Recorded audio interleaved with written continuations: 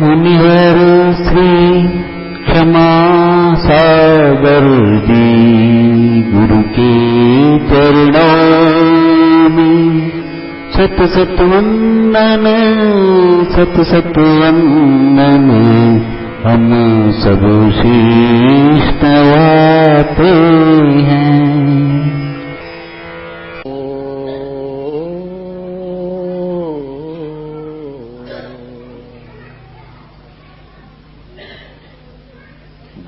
भौबीजाङ्कुर जनना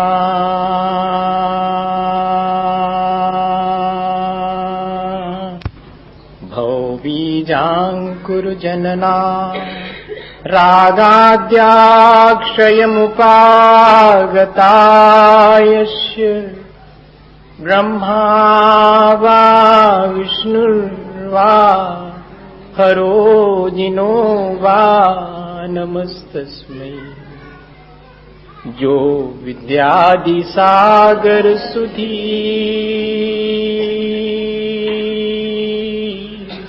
जो विद्यादि सागर सुधी गुरु हैं हितैषी शुद्धात्म में निरत नित्य हितोपदेशी। वे पाप ग्रीष्म ऋतु में जल हैं सयाने पूजूं उनके सतत केवल ज्ञान पाने पूजूं उनके सतत केवल ज्ञान पाने। बोले भगवान महावीर स्वामी की, आचार्य कुंद कुंद स्वामी की, आचार्य गुरुवर विद्यासागर मुनि महाराज की।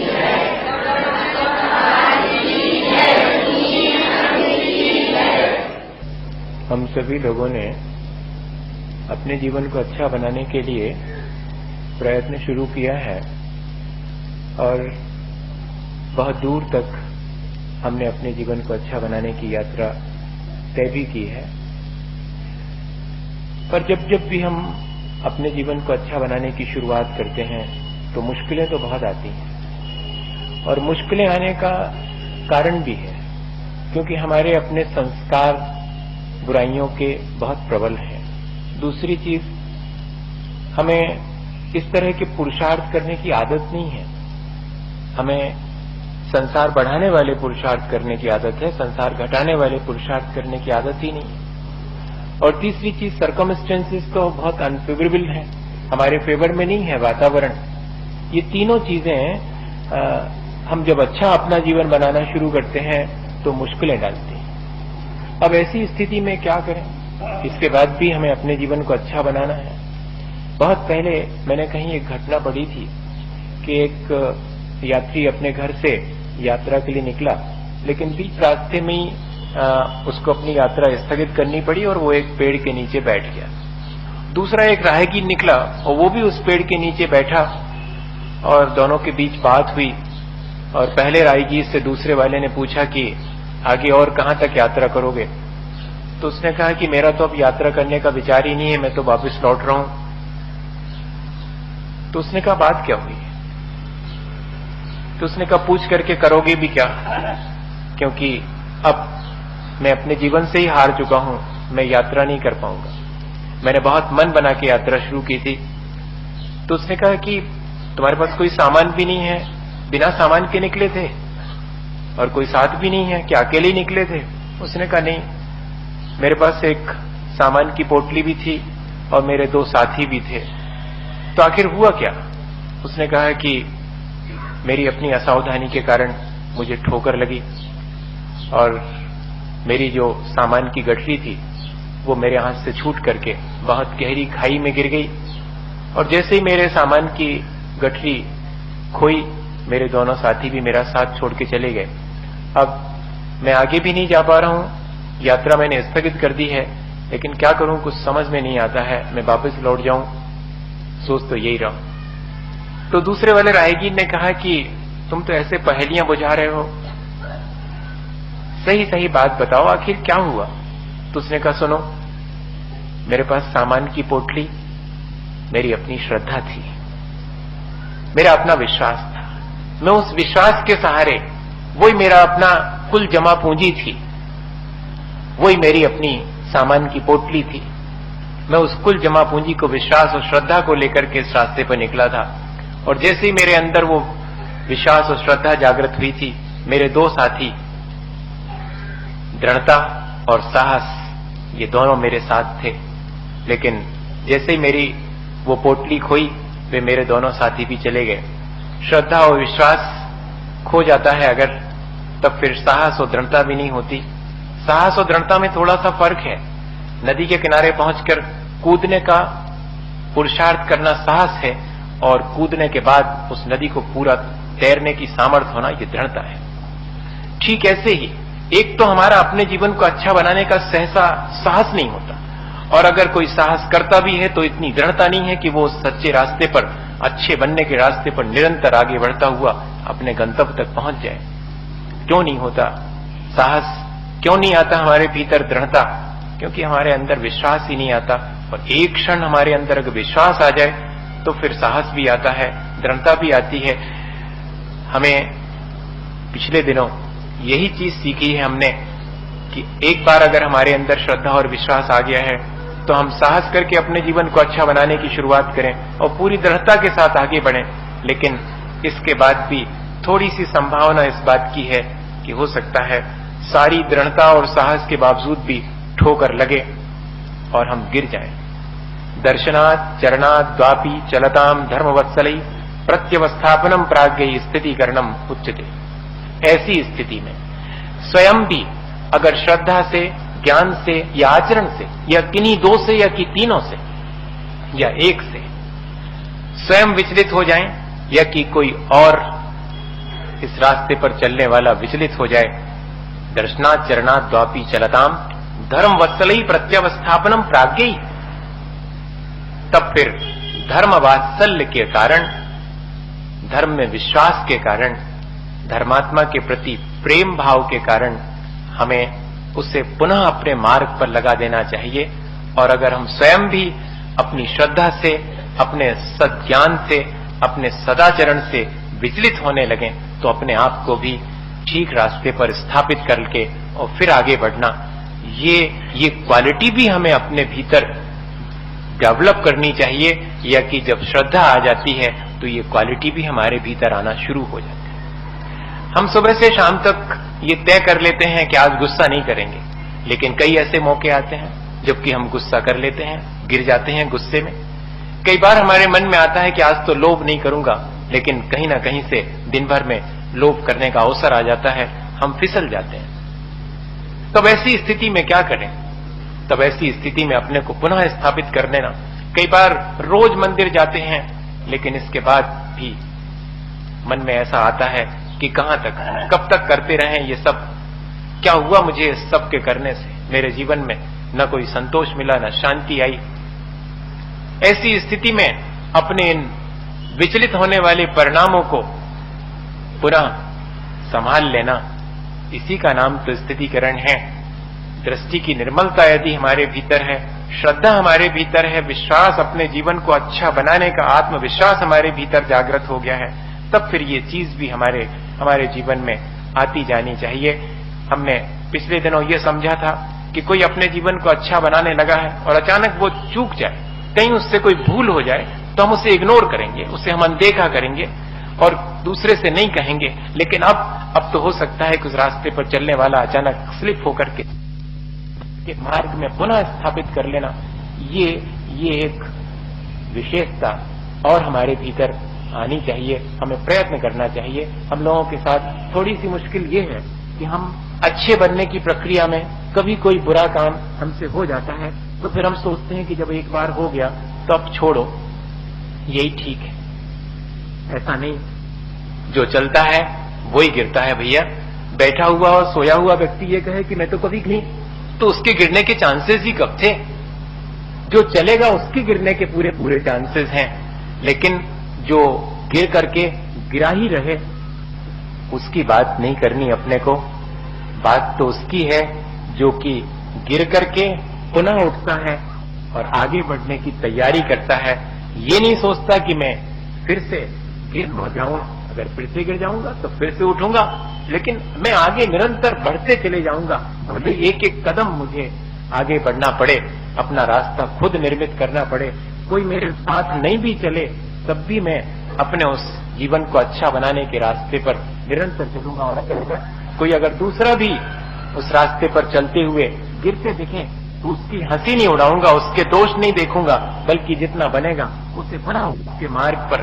कई बार ऐसा होता है कि दूसरे की श्रद्धा, फिर हम अपनी श्रद्धा से उसे सहारा दें। उस व्यक्ति ने जो कि अपनी दृढ़ता और साहस खो दिया था, क्योंकि उसके पास जो श्रद्धा की गठरी थी वो खो गई थी, तब दूसरे राहगीर ने मालूम क्या कहा था कि ये लो दीपक और उठो, चलो मेरे साथ और तुम अपना रास्ता पूरा तय करो।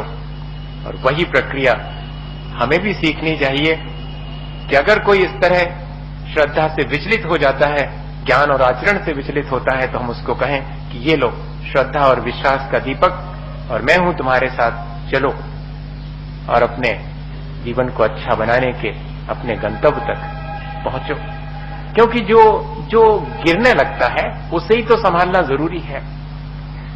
हम लोग सोचते हैं कि जो संभला हुआ है उसके लिए ही मदद करें, और आज देखने में यही आता है कि जो जितना समृद्ध है, जो जितना सक्षम है, हम उसी के लिए ज्यादा महत्व देते हैं।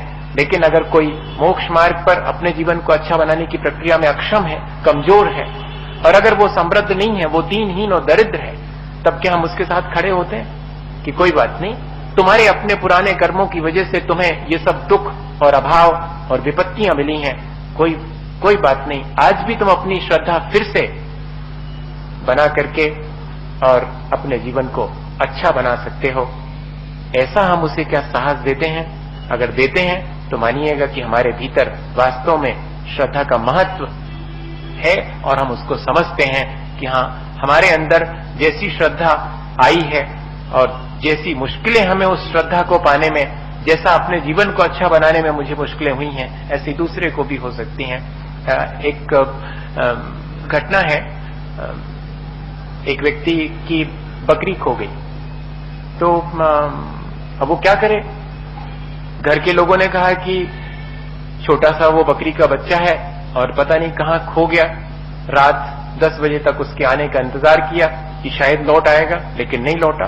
तो वो घर का मालिक जंगल में खुद उसको ढूंढने के लिए गया, और ढूंढने गया तो मेमना तो छोटा सा था और पेड़ के नीचे खड़ा हुआ। जैसे ही पगचाप सुनी वो आवाज करने लगा, तो पहुंच करके देखा तो डरा हुआ सहमा हुआ पेड़ के नीचे बैठा हुआ था। चाहता तो उसका कान पकड़ के खींचते हुए ले आ सकता था कि तूने मुझे रात 11 बजे इतना तंग किया, लेकिन उसे धीरे से उठाकर अपने कंधे पर रख करके घर वापस लौटका। घर के सारे लोगों ने कहा कि इसके साथ जिसने कि तुम्हें इतना तंग किया, ऐसा व्यवहार कंधे पर रख के ला रहे हो, नीचे उतारो उसको और लगाओ 2-4 तमाचे। उसने कहा नहीं, जो भटक गया है उसे ही तो संभालना पड़ेगा, जो गिर गया है उसे ही तो उठाना पड़ेगा। उसके साथ ऐसा व्यवहार नहीं किया जा सकता, क्योंकि वो तो अपने भटकने से स्वयं ही तकलीफ में, और हम उसे और अधिक उसको निंदा करें, तब तो हम अपना अहित करेंगे ही, उसका भी अपना अहित होगा। हमें अगर कोई व्यक्ति सच्चे मार्ग पर, मोक्ष मार्ग पर चलता है और कहीं विचलित होने लगता है, कहीं वो अपना साहस खो देता है, कहीं अपनी दृढ़ता खो देता है, तब हम उसे सहारा दें और उसे पुनः अपने मार्ग पर चलने के लिए प्रेरणा दें, और हो सके तो 2 कदम उसके साथ आगे भी चलें। तब जाकर के हम कह पाएंगे कि हाँ, सचमुच हमारी सच्चे देवगुरु शास्त्र पर श्रद्धा है। अब उस श्रद्धा का मैनिफेस्टेशन, उस श्रद्धा का विस्तार अब अपने जीवन में हमें दिखाई देने लगा। वरना हमारी श्रद्धा, हम कहते तो हैं कि हमारी बहुत श्रद्धा है, लेकिन बाहर के जगत में उस हमारी श्रद्धा का कोई काम, या कि हमारे स्वयं के जीवन में उस श्रद्धा का कोई सदुपयोग करते हुए हम कहां देख रहे हैं। आज के समय में सारी क्रियाएं हम दोहराते हैं, खूब धर्म करते हैं, शरीर से खूब धर्म करते हैं, वाणी से, आज सारा संसार शरीर और वाणी से होने वाले धर्म में मशगूल है, लेकिन धर्म तो अकेले शरीर और वाणी से नहीं होता, धर्म तो मन से होता है। जिसके मन में धर्म है वो वाणी और शरीर से करे तो उसका वाणी और शरीर से किया हुआ धर्म सार्थक होता है। वरना तो देख तो रहे हैं कि मन में तो वही कषायें हैं, मन में तो वही एक दूसरे के प्रति दुराव है, मन में तो एक दूसरे को पीछे धकेल करके खुद अपने आप को आगे बढ़ाने की प्रक्रिया है, मन में तो वही कलुषता है। लेकिन इसके बावजूद भी हम कहते जरूर हैं कि हम बहुत धर्म कर रहे हैं, हम तो 2 घंटे पूजा करते हैं, बहुत ठाट बाट से गा बजा करके पूजा करते हैं, करते होंगे आप, वाणी से करते हैं। हो सकता है कि आप शरीर से भी बहुत सारा धर्म करते हो, लेकिन जब तक मन में धर्म नहीं है, मन में धर्म किसके होता है? गुणभद्राचार्य महाराज ने लिखा हुआ है आत्मानुशासन में कि जिसके मन में धर्म होता है वो अपने मारने वाले को भी बचाने की प्रक्रिया से गुजरता है, वो अपने मारने वाले को भी बचाने का पुरुषार्थ करता है, प्रयत्न करता है। जैसे कि उदाहरण दिया है उन्होंने कि श्री कृष्ण को जरत कुमार का बाण लगने के बाद क्या कहा था श्री कृष्ण ने? बलदेव आए उसके पहले जरत कुमार तुम यहां से कोसों दूर निकल जाओ, अगर भैया को यह मालूम पड़ गया कि तुम्हारे बाण से मेरा मरण होगा तो भैया तुम्हें छोड़ेंगे नहीं। जबकि उस जरत कुमार को चाहते तो बलदेव के आने तक किसी भी तरह रोके रखते, लेकिन कहा तुम दूर भाग जाओ। अपने मारने वाले को भी बचाने का जिसका भाव है, धर्म उसके मन में है, सम्यक दर्शन उसके मन में है। हमें ये चीज विचार करनी चाहिए कि हम स्वयं अपने जीवन को अच्छा बना रहे हैं और कोई अपने जीवन को अच्छा बनाने में लगा है तो उसकी मदद करें और स्वयं की भी मदद करें। अपने आप को भी धर्म में स्थापित करते रहें, ऐसा ना हो कि दूसरे को ही धर्म में स्थापित करें और हम स्वयं विचलित हो जाएं। नहीं, अपने को भी अगर कभी विचलित हो जाएं, लिए हुए व्रतों में शिथिलता आने लगे तो पुनः अपने को अपने श्रद्धा के साथ और अपने पूज्य पुरुषों की स्मरण करके कि नहीं, मुझे तो पुनः अपनी श्रद्धा को मजबूत करके और अपने आचरण को पवित्र बनाए रखना है। ज्ञान में कभी कमी आने लगे तो पुनः अपने अभ्यास के द्वारा उसे मजबूत बना लें, श्रद्धा में कमी आने लगे तो उसे मजबूत बना लें। और एक चीज हमेशा ध्यान में अपन को रखनी चाहिए कि कभी कोई अपनी गलतियां देखे और हमें बतावे तो हम उसे सहज स्वीकार करें। जो व्यक्ति दूसरे के द्वारा बताई गई अपनी गलतियों को एनालाइज करके और उनको निकालने के लिए तत्पर रहता है, वो व्यक्ति ही इस जीवन में अपने जीवन को अच्छा बनाने की प्रक्रिया में सफल हो सकता है। वर्णी जी के जीवन का मैं उदाहरण देता हूं, बहुत आप लोग उनसे परिचित नहीं होंगे। जैसे कि आचार्य महाराज की दीक्षा स्थली ये अजमेर नगर है, ऐसे ही बुंदेलखंड में और बहुत वर्षों पहले गणेश प्रसाद जी वर्णी, उनका वहीं जन्म स्थान है और वहीं उनकी कर्म स्थली रही। उनके वो जैन नहीं थे, वो असाटी थे, लेकिन जैन धर्म में उनके अत्यंत प्रगाढ़ श्रद्धा थी। पद्म पुराण का वाचन चलता था उनके घर के सामने दिगंबर जैन मंदिर में, वो अपने घर के चबूतरे में बैठ के सुना करते थे। और जब एक दिन पद्म पुराण पूरा हुआ तो घर में जाकर के मां से कहा कि ये जो जैनियों के यहाँ रामचंद्र जी का चरित्र लिखा है सो वो मुझे ठीक जान पड़ता है, अपने यहाँ पर ठीक जान नहीं पड़ता। ऐसा कहते ही साथ उनने का घर से निकाल दूंगा, अगर ऐसी बात कही तो उनने का कल निकालते थे तो आज ही निकल जाता हूं, लेकिन बात तो यही सही है। 11 वर्ष के बालक ने ये बात कही, उस समय श्रद्धान की बात है। अपने यहां लिखा है कि 8 वर्ष एक अंतर मुहूर्त में रत्नत्रय प्राप्त हो सकता है और अगले अंतर मुहूर्त में केवल ज्ञान प्राप्त हो सकता है। छोटा मत समझना उसको, उम्र नहीं देखना, किसके भीतर कब श्रद्धान जागृत हो जाए और इतना मजबूत श्रद्धान जागृत हो जाए। और एक दिन तो उन्होंने धीरे से अपना घर छोड़ करके और क्षुल्लक अवस्था को प्राप्त हो गए थे। उनके जीवन की घटना है, जब वे 7 प्रतिमा लिए थे तो वहीं सागर नगर में, और किसी ने उनको अंगूठी दी होगी जिसमें हीरा लगा था, वो पहना करते थे। अब एक दिन धर्म सभा में प्रवचन के बाद और देखा, भोजन के लिए जाने लगे तो देखा अंगूठी में से हीरा गिर गया है। तो लोगों से कहा कि देखो भैया, अंगूठी में से हीरा गिर गया है, तुम अनाउंस करवा दो। क्या करवा दें वर्णी जी? अनाउंस कहते ऐसा अनाउंस करवा दो कि वर्णी जी की अंगूठी में जो हीरा लगा था वो गिर गया है, किसी को मिल जावे तो कांच ने समझे, कांच ने समझे, कांच समझ के फेंक ने देवे, हीरा है। और अगर उसके लौटाने के भाव हो तो वर्णी जी को लौटा दे, और न लौटाने हो तो 500 रुपये से कम में न बेचे। बताओ आप। पहली चीज तो ये, अपन तो कहते कि बताओ मत किसका गिरा है, तुम तो ये बात बताओ कि गिर गया है, किसी को मिल जावे। नहीं, ये भी कह रहे हैं कि वर्णी जी की अंगूठी में से हीरा गिर गया है, और जिसको मिल जावे सो कांच समझ के फेंकने देवे। अगर देने का मन हो तो वापस लौटावे, न देने हो तो 500 से कम में न बेचे। ऐसा अनाउंस करवा दिया और भोजनों के लिए चले गए।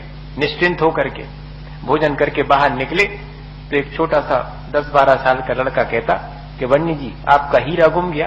कहती हाँ भैया गुम गया। तो अपनी मुट्ठी खोल के कहता कि जे तो नहीं है, हमें सभा में मिला, ये नीचे पड़ा हुआ। अरे कहने लगे भैया जे तो हमारा है हीरा। और वर्णी जी ने तो कहने ले लो आप अपना। जैसे ही वर्णी जी ने हीरा हाथ में लिया तो वो 12 वर्ष का बच्चा कहता कि वर्णी जी आपसे एक बात कहें अकेले में। कहते भैया कहें तो 2 कहो, 1 क्यों, तुमने तो इतना उपकार किया। तो कहते वर्णी जी आप प्रतिमाधारी हो, आपको हीरा की अंगूठी शोभा नहीं। पहली बात। और दूसरी चीज, और बाकी चीजों की तो मुझे चर्चा नहीं करनी, पर मैंने देखा है कि आप अपने बालों में सुगंधित तेल लगाते हो, आपको प्रतिमाधारी होकर के सुगंधित तेल न लगाना चाहिए। और क्षमा करना अगर कोई हमने गलती कही हो। तो वर्णी जी भरी सभा के बीच में और उस बच्चे के सिर पे हाथ रख के कहते कि ये भैया है तो हमारा गुरु निकला, और आज का दिन है और कल तो आएगा नहीं, बुलाओ उनको जिनकी अंगूठी है। सो आज से मैंने अंगूठी का त्याग किया, और कोई हमें जो है चमेली का सुगंधित तेल हम कहें भी तो न ले आके देना, आज से हमने उसका त्याग कर दिया। दर्शना चरणा द्वापी चरताम धर्म वत्सलई। ये है धर्म वात्सल्य कि अगर कोई भूल चूक कहीं कमी रह जाती है और कोई उस कमी को बताता है तो सामने वाला सहर्ष स्वीकार करता है, तब पुनः अपने धर्म में स्थापित हो सकता है। और इतने ही नहीं, दूसरे को भी वो धर्म में स्थापित होने का मार्ग प्रशस्त कर सकता है। हम अगर स्वयं धर्म से विचलित होकर के अपने को धर्म में स्थापित न करें और दूसरे को जो है धर्म में स्थित होने की बात कहें तो बताइएगा किसको रुचिकर मालूम पड़ेगी। ऐसे ही विचार अपन को करना चाहिए।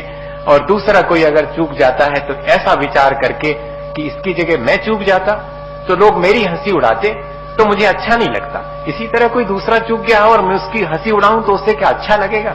नहीं लगेगा। मुझे उसकी हंसी नहीं उड़ाना, उसे प्रेम से समझाकर उन दोषों से मुक्त करके पुनः सच्चे मार्ग में स्थापित करना। ये दोनों प्रक्रियाएं एक साथ चलती हैं। एक तरफ उपगूहन है, दूसरी तरफ स्थितिकरण है। इस तरह यदि हम अपने जीवन में इस श्रद्धा के द्वारा ये सारी विशेषताएं, ये सारी क्वालिटी अपने जीवन में और प्राप्त कर सकें, तब तो हमारा जीवन बहुत ऊंचा उठ सकता है। छोटी छोटी घटनाएं हैं जो कि हमारे अपने जीवन को और दूसरे के जीवन को भी सच्चे मार्ग पर स्थित करने में और कारण बन सकती हैं। अपन तो रोज अपने जीवन में इन चीजों को अनुभव करते हैं कि कितनी जल्दी आज के समय में श्रद्धा उत्पन्न होना बहुत कठिन है। और अगर किसी की श्रद्धा होती है तो हम उससे फट से विचलित और कर देते हैं। कोई अगर धर्म के रास्ते पर बढ़ता है तो हम उसे क्रिटिसाइज करना शुरू कर देते हैं। मैंने तो यहां तक देखा है कि अगर रात को 11 बजे बेटा शराब पी के लौटे तो पिता मुंह इस तरफ कर लेगा, एक शब्द नहीं बोलेगा। अगर लेकिन वही रात 11 बजे महाराज की सेवा करके और घर लौटे तो 2-4 दिन बर्दाश्त करेगा, फिर कहेगा कि सुनो, अगर महाराज जी के पास इतना अच्छा लगता है तो उतना ही रहो, बेई खुआ दे हैं, घर को कछु काम ही नहीं करते। अगर वो धर्म ध्यान में लग जाएगा तो उसको हम 4 बातें सुनाएंगे, और अगर पाप में लग जाएगा तो हिम्मत नहीं पड़ेगी उससे कहने की कि तुम ये छोड़ दो। ऐसे समय में जबकि धर्म करने वाले को धर्म करना बहुत मुश्किल है, अगर कोई धर्म करता है या स्वयं भी अपन धर्म में लगे हैं और कभी विचलित होने लगे तो भैया उसको सहारा देना, उसको आगे बढ़ने के लिए प्रेरणा देना, और अगर वो कमजोर पड़े तो उसके साथ खड़े होकर के और कहना कि चलो मैं हूं तुम्हारे साथ, don't fear, I am with you.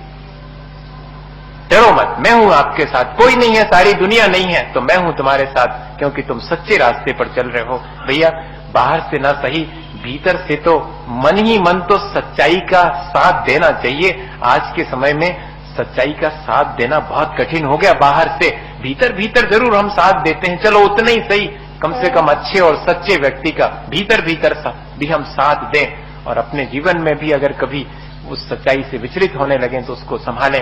आचार्य शांति सागर जी महाराज का एक उदाहरण, आचार्य चक्रवर्ती आचार्य शांति सागर जी महाराज, जो कि बहुत तपस्वी थे, जिन्होंने अपने 36 वर्ष के जीवन में कहते हैं कि 25 वर्ष के उपवास, 9,998 उपवास यानी 10,000 उपवास जिन्होंने किए। आप कभी पढ़े उनका जीवन चरित्र। हम और आप हमारे साथ बहुत सारी प्रशंसा करते हैं, एक आध दो बार हमें महामुनि कह देते हैं, तो उस समय तो हमें लगता है कि कौन से ऐसे कोने में जाकर के छिप जाऊं जहां कोई मुझे देखे नहीं। मैं तो उनके अपने आचार्य श्री के पासंग में नहीं चढ़ूंगा, उनके शरणों की धूल के बराबर नहीं हूं। और महामुनि कहां से हो गया? महामुनि तो सिर्फ तीर्थंकर होते हैं और कोई नहीं होता। इस तरह की व्यर्थ की प्रशंसाएं और इस तरह की व्यर्थ की उपाधियों से अपने धर्मात्मा को बचाकर रखें और बहुत साधारण तरीके से और एक दूसरे की मदद करते हुए आगे बढ़ें तो बहुत अच्छा है। महामुनि तो उन्हीं को कहेंगे हम। इतने महान आचार्य थे आचार्य शांति सागर जी महाराज। उनके 25 किलोमीटर दूर कहीं पर एक मुनि महाराज समाधि ले रहे। समाधि के समय उनके परिणामों में थोड़ी सी कमी आ गई।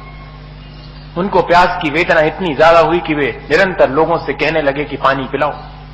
एक बार नहीं 10 बार पानी मांगने लगे, और जब लोगों ने इनकार किया कि आप मुनि महाराज हैं तो उन्होंने कहा कि मैं मुनि पद भी छोड़ने तैयार हूं, मुझे पानी पिलाओ, रख लो मेरा ये पीछे कमंडल, ऐसा कह दी।